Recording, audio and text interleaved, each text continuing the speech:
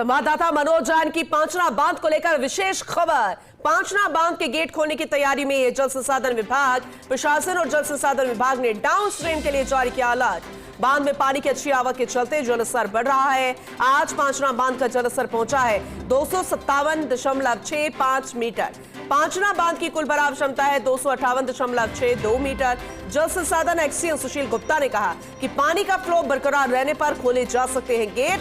An Veer Singh Jatav, J N Bhawani Singh रखे हुए बांध पर नजर। ग्रामीणों से बहाव क्षेत्र में ना जाने और मवेशी को ना बेचने की भी अपील की गई है, क्योंकि अच्छी आवक है बांध में, तो ऐसे में जल स्तर जो है वो लगातार बढ़ रहा है।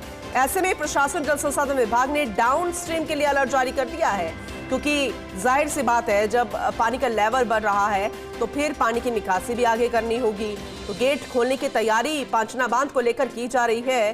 तो डाउन स्ट्रीम वाले जो इलाके हैं, निचले इलाके हैं, जहां पर पानी की जब निकासी होती है तो वहां भी पानी जाता है, और ऐसे में वहां के लोगों को, ग्रामीणों को सतर्क कर दिया गया है कि आपको खाली करना होगा, नहीं तो कई तरह की दिक्कत आ सकती है। लेकिन कुल मिलाकर करौली, दौसा, यहाँ पर बेहद अच्छा मौसम, मानसून की मेहरबानी है, लगातार बारिश हो रही है। बेहद अहम तस्वीरें भी हम आपको दिखा रहे हैं, और अभी जो आपको दिखा रहे हैं वो पांचना बांध की तस्वीरें हैं, और लगातार नजर तो बंदी हुई है जल संसाधन विभाग की पूरी टीम की। पांचना बांध के गेट खोलने की तैयारी फिलहाल की जा रही है।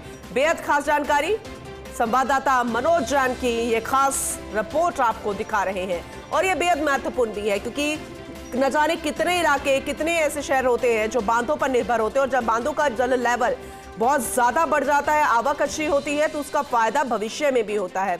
ज्यादा जानकारी लेंगे, सहयोगी मनोज जैन हमारे साथ जुड़ चुके हैं।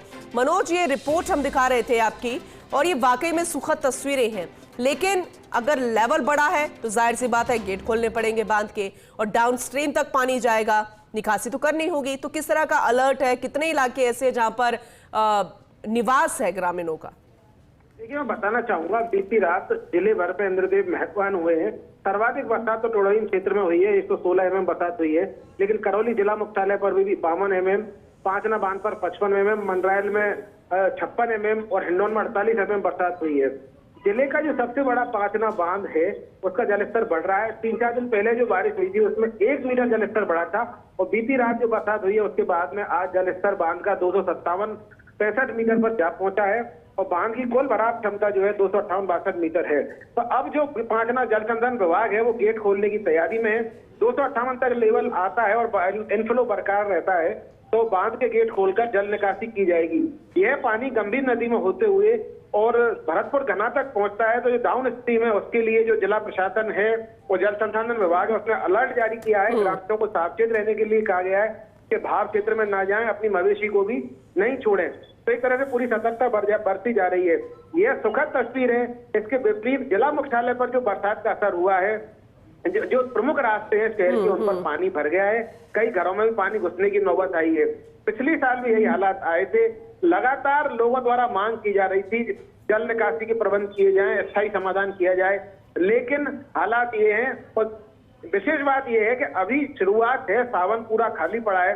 पांचना बांध से जहां सुखद तस्वीर सामने आई है कि सावन शुरू होने से पहले ही वे भरने के कगार पर है, लेकिन यहाँ जिम्मेदारों को जागना होगा, और जो शहर की जल निकासी की व्यवस्था है उसको सुधारना होगा, नहीं तो आने वाले दिनों में स्थिति खराब हो सकती है।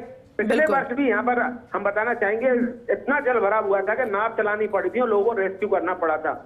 तो कहीं ना कहीं अधिक बारिश होती है तो ये खतरे का संकेत भी रहेगा। ठीक है, क्योंकि बारिश चाहिए, हर किसी को चाहिए, लेकिन इस तरह की जब तस्वीरें आती है, जब मुसीबत भी बनती है, अति वर्षा, तो फिर वो तस्वीरें भी देखने को मिलती है जो देखना कोई नहीं चाहता, जिसे जूझना कोई नहीं चाहता। लेकिन हम उम्मीद करेंगे कि प्रशासन पूरी तैयारी के साथ होगा, वैकल्पिक व्यवस्था के साथ होगा। आगे भी आपसे अपडेट लेते रहेंगे। बहुत शुक्रिया विस्तार से जानकारी के लिए।